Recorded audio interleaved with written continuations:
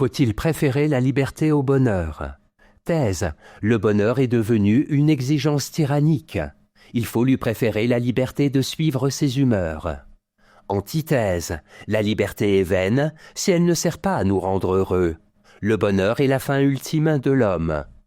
Thèse. Il faut préférer la liberté au bonheur. En effet, dans les sociétés contemporaines, le bonheur est devenu un nouveau dogme. C'est un idéal de perfection qui nous rend malheureux lorsque nous ne sommes pas à sa hauteur. Il faut préférer la liberté de suivre sa nature. Premier argument. Le bonheur est devenu tyrannique. Pour Pascal Bruckner, le bonheur est devenu l'idéal des sociétés modernes depuis le XVIIIe siècle. Le christianisme situait le bonheur après cette vie. Le siècle des Lumières en fait un idéal qui doit être atteint ici-bas. Or, paradoxalement, l'exigence d'être heureux, en nous faisant sans cesse craindre d'être imparfaits, s'est transformée en source d'angoisse. Deuxième argument. Le bonheur est dans l'apparence. En effet, notre société donne du bonheur une définition purement matérialiste. Être heureux, c'est être jeune, beau, bien portant. Tout ce qui ne correspond pas à cet idéal est rejeté. Les vieux, les gros, les gens ordinaires, la maladie, la tristesse, les moments d'ennui. Or, c'est là la majeure part de l'humaine condition. Le bonheur moderne est un impératif qui provoque notre aliénation. Troisième argument. Le bonheur ne se décrète pas. À ce faux idéal de bonheur, il faut préférer la liberté d'être soi-même, de définir ses propres idéaux de vie. Cela ne signifie pas qu'il faille rejeter le bonheur, mais il faut reconnaître que le bonheur ne se décrète pas, qu'il ne se confond pas avec la santé ou la réussite à tout prix. Il faut accepter les moments banals de l'existence, la tristesse, la lenteur, la déchéance du corps, la vieillesse et la mort. C'est en cela que consiste la sagesse. En bref, le devoir de bonheur est devenu une exigence despotique qui nous empêche d'être heureux. Il faut lui préférer la liberté d'être soi-même, heureux ou non.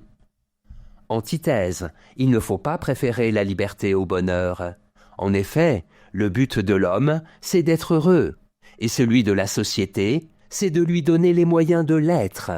La liberté est un leurre si elle ne nous apporte pas toujours plus de bonheur. Le progrès peut éradiquer le malheur. Premier argument. La liberté n'est qu'un moyen. À quoi sert-il d'être libre, si ce n'est pour se donner les moyens d'être heureux? Comme le dit Montesquieu dans Mes pensées, la liberté est un bien qui fait jouir des autres biens.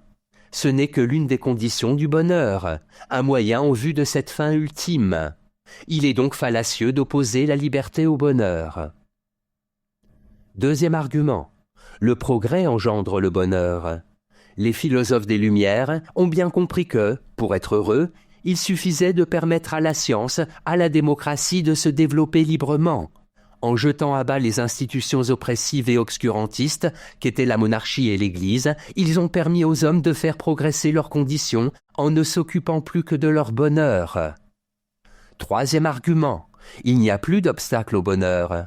Quoi qu'en dise Bruckner, les individus sont bien plus heureux aujourd'hui qu'ils ne l'étaient autrefois, lorsqu'ils vivaient dans un régime inégalitaire, soumis à la pression morale de l'Église, de la famille, de la société, vivant sans confort, ignorant l'hygiène, ne disposant pas de vacances, etc. Chacun, aujourd'hui, est libre de suivre son plaisir comme il l'entend.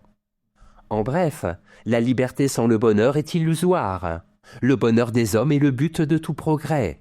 Les individus sont bien plus heureux aujourd'hui qu'autrefois. Synthèse. Critiquer le bonheur peut sembler une coquetterie d'intellectuel.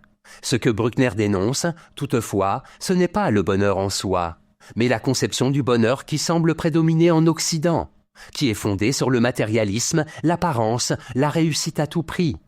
Cet idéal, relayé par les prêcheurs modernes que sont la presse et la publicité, est devenu une exigence de perfection tyrannique et impitoyable parce que sournoisement inhumaine. Il exclut tous ceux qui ne sont pas parfaits et ne se sentent pas toujours parfaitement bien, c'est-à-dire tout le monde. Bruckner préfère pour sa part une attitude fondée sur la liberté, l'insouciance, l'amour, l'ouverture à toutes les aventures de la vie. Ce bonheur-là accepte la destinée telle qu'elle est, avec ses moments d'exaltation et ses moments de tristesse, ne fait pas dépendre l'humeur des vicissitudes de l'existence, ni des contingences matérielles. C'est un bonheur d'homme libre, sachant choisir, dans le bruit du monde, ce qui est bon pour lui et acceptant le passage du temps, la mort, comme des parts essentielles de la condition humaine. Note. Pascal Bruckner. Né en 1948, Pascal Bruckner est romancier et essayiste. L'un de ses romans, Lune de Fiel, a été adapté à l'écran par Roman Polanski. Il est également l'auteur de La Tentation de l'innocence en 1995 et d'un ouvrage écrit en collaboration avec Alain Finkielkraut, Le Nouveau désordre amoureux, 1977. Citation. En vouant chacun de nous à être enchanté sous peine de mort sociale, on transforme l'hédonisme en pensum. En chantage, on nous place sous le joug d'une félicité despotique. Pascal Bruckner, L'euphorie perpétuelle.